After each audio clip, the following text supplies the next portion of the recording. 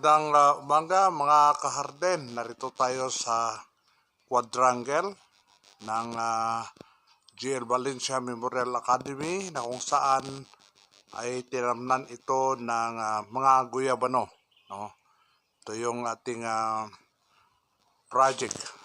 Ito ang nais nating ma-develop para ito ay makatulong sa development ng ating paaralan. Sana po ay ipag-pray po natin, tulungan po niyo kami na may ipag-pray ito upang sa blessing ng Panginoon ay ma-improve natin itong mga areas ng ating paaralan. At tayo po ay magsisimula bilang operation officer or operation manager ng ating paaralan, ang Jose L. Valencia Memorial Academy Incorporated dito sa Pulo Bulok, South Cotabato. Narito tayo sa bandang likuran na kung saan ito yung ating mga concern para sana ma-develop natin itong area ng saron ay makatulong sa resources ng ating paaralan. Ito ay old building nung Jose L. Valencia Academy nung unang panahon. No? Sa kabila noon ay ang wet library o laboratory ng ating paaralan nung unang panahon. Tayo po iikot upang maipakita ko sa inyo ang mga areas na nangangailangan pa ng improvement, development. No? Dahil maluwang ito ay around 5 hectares or more than 5 hectares. No? Ito ang likod. No? Sa banda roon, sa likod ng mga building ay may mga sagingan. No? Na kung saan yung ating saging doon ay inatake na ng fungus na mucus, kung kaya't kinakailangan na ito na putulin lahat ng sa karon ay ma-improve na yung area, matamnan ng iba. No? So ito po yung kabuuan dito sa parting likod. No? Ito ginawang laboratory ito ng mga estudyante dahil merong college na nag-rent ng space dito sa atin at ginawa nilang laboratory itong ating area. No? Ito ngayon. At tayo ay pupunta sa likod. No? Hindi po siya actually forest area ito. No? Nangyari lang na hindi na naasikat so for several years.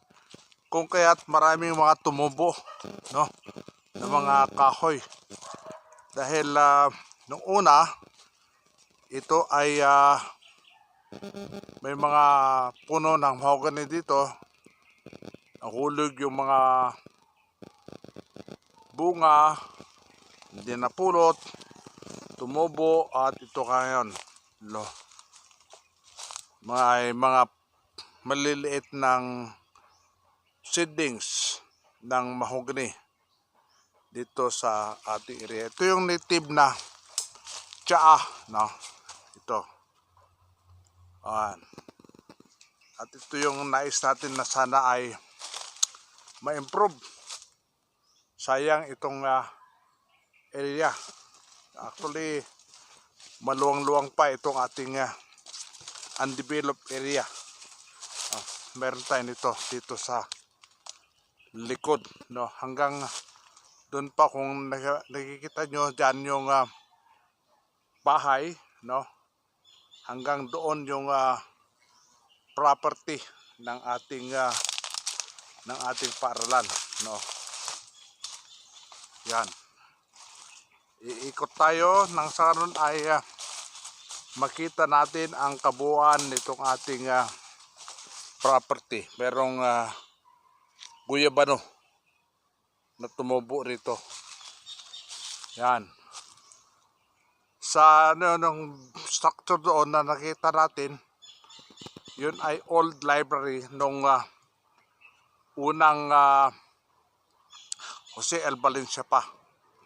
Ito na ngayon ay G.L. Valencia Memorial Academy na. Yan.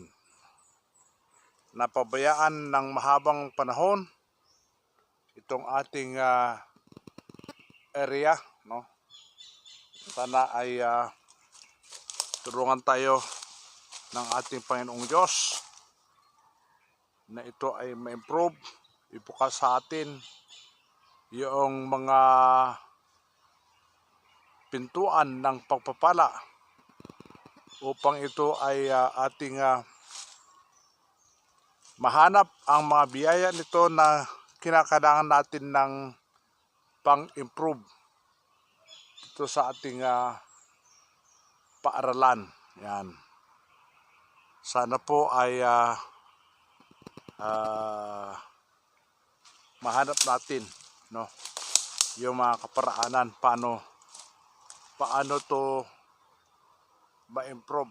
May malaki-laking halaga din ang kinakailangan upang ating gugulin sa improvement ng ating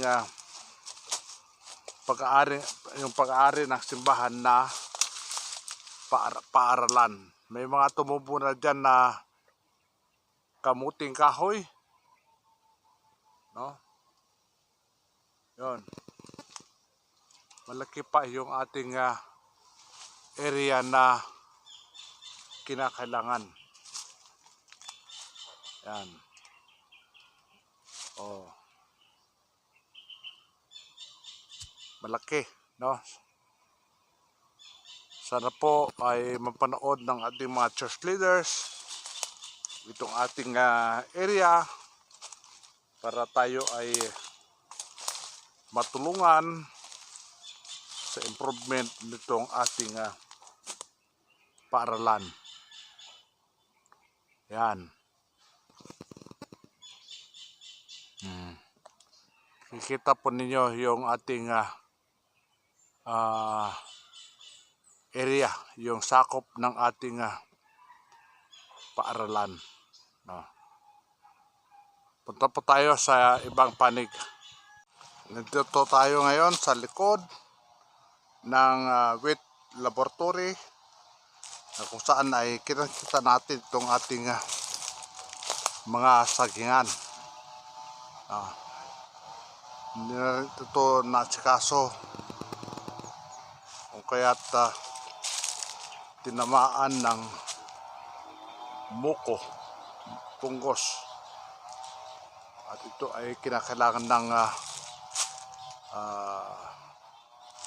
putulin lahat dahil walang chemicals na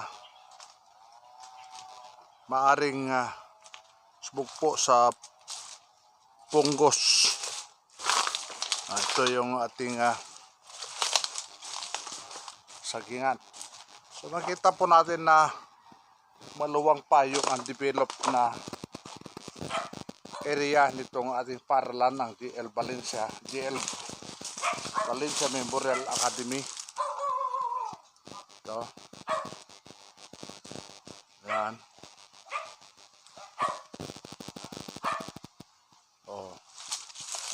Kung sana ay naasikaso ito noon, ay siguradong malaki-laking kita rin ang maitutulong nito sa financial resources ng ating paaralan. Siguradong makakapag-sponsor to ng mga bata na indigent para mabigyan natin sila ng faith-based quality education. Yan. Pero dahil po sa walang nag-asikaso nito noon,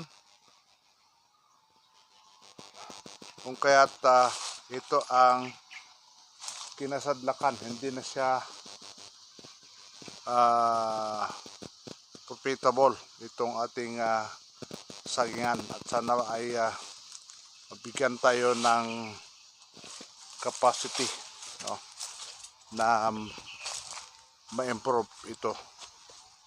Sa area na to, this moment, ito ay nirerentahan at tinatamnan ng mga papaya, no? Yan. May mga papaya dito. Nasa bagong tanim lang. At balak natin na dito ay magtanim ng coffee.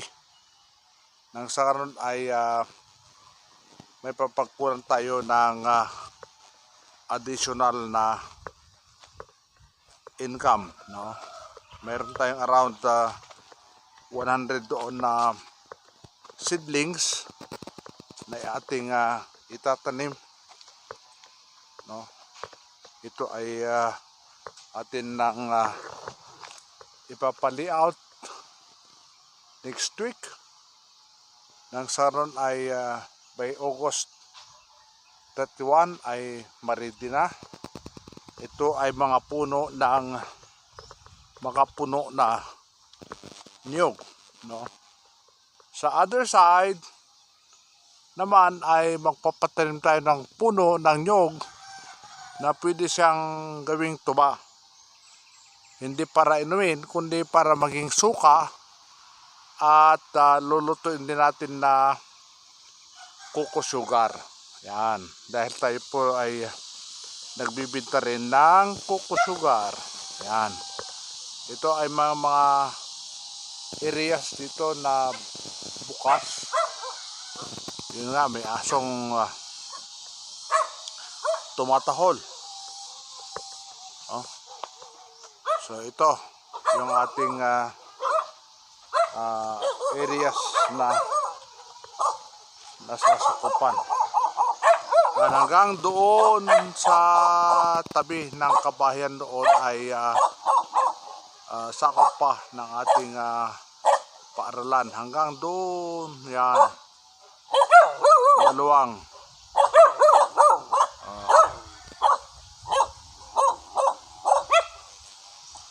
Yan. Sige mga ka-arden, tayo ay hindi na titigilan yata ng aso, no?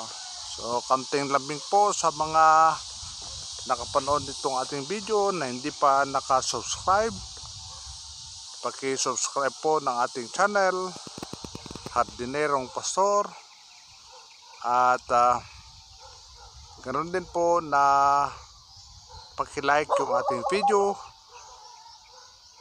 at paki-hit ng ating notification bell para lagi po kayong updated sa mga videos na ina-upload ni Hardinerong Pastor. And leave your comment down below if you have any queries or concerns, no? Lalo na po sa mga nagnanais na sumuporta sa ating paralan. So thank you for watching. God bless po sa lahat-lahat till sa next upload po natin.